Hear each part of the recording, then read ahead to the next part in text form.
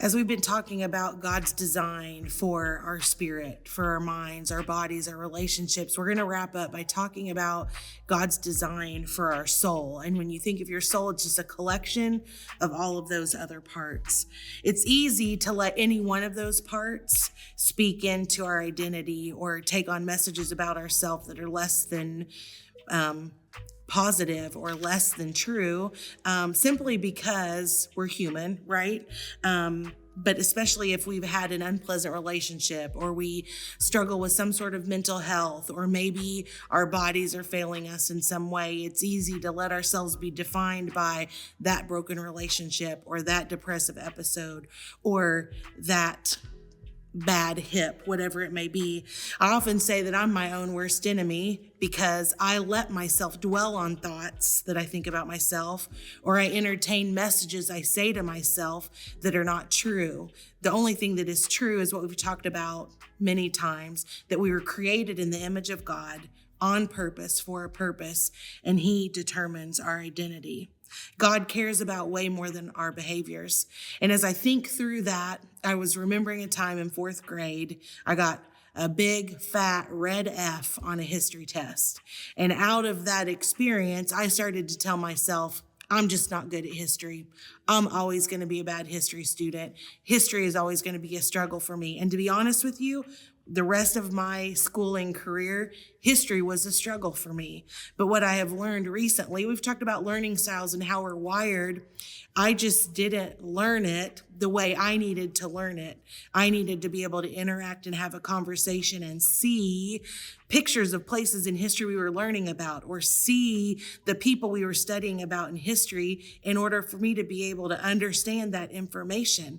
But for so long, I let myself carry that message of I'm a terrible history student, that I didn't give myself a chance to step into a different sort of message. So as we continue with wrapping up this soul, like who we are, who God designed us to be, we just want you to remember that God cares about more than our behaviors, and He has good things for you. You know, getting high for me was always about chasing this mythical line. Like I wanted to get to this place of perfection, of where I could just feel completely almost numb or disconnected or at ease with no matter what was going on around me. And I was always chasing that line, that like I would feel like, okay, I'm almost there, just a little bit more. Like I don't want to get too much. I don't want to black out. I don't want to lose control of myself, but I just want to get to this mythical line that I had, like that I'm almost there. Just a little bit more is going to help, or, oh man, I'm right there right now. I need a little bit more because this is going to go away. Like it was this fundamental core belief that I had to put something in me to change the way I felt before I could get to a place where I could just feel okay with life, where I could feel all right with just whatever was going on. I had to put something in me to get there.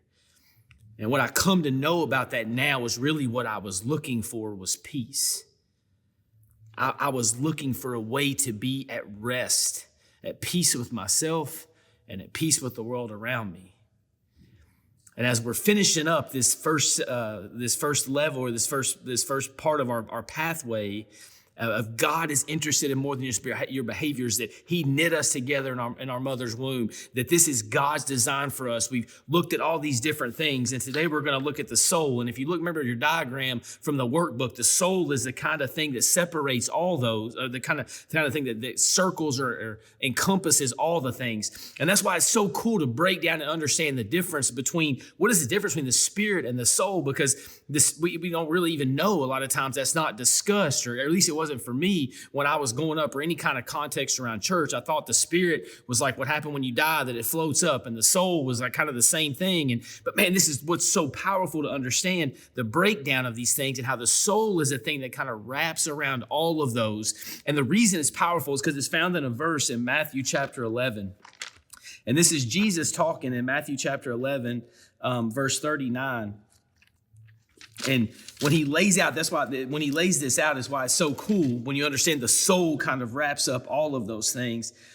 It says, verse 29, Matthew 11:29, take my yoke upon you and learn from me, for I am gentle and humble in heart, and you will find rest for your souls.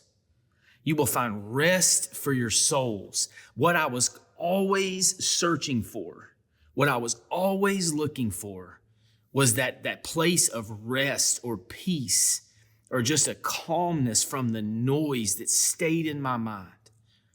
I was always looking for that line.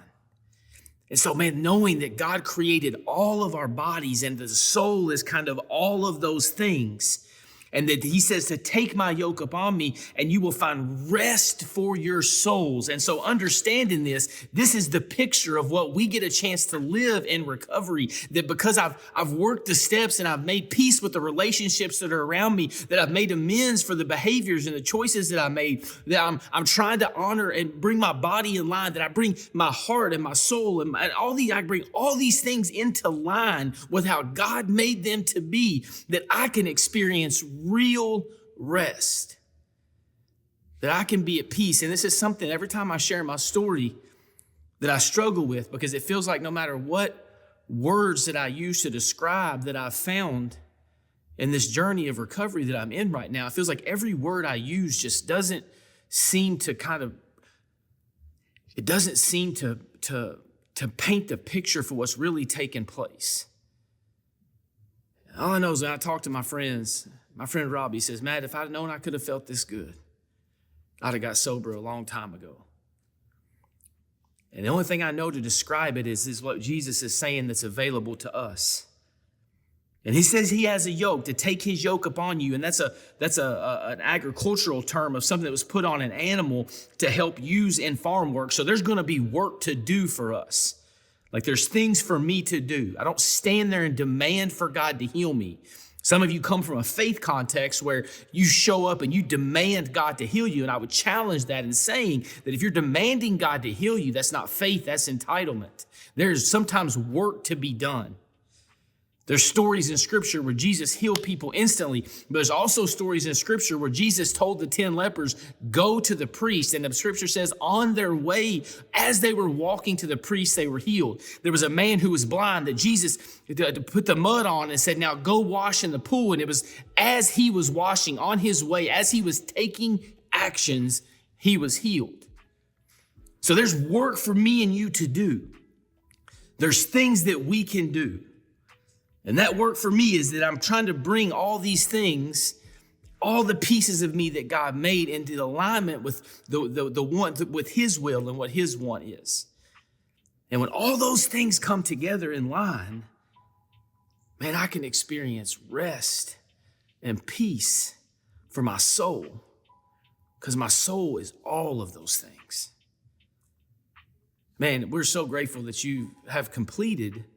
After this lesson, you completed phase 1 of our spiritual pathway. We want to connect you to Jesus as a part of your long-term recovery. And I want you to know more than anything that God is interested in more than just your behaviors, that healing is not a straight line.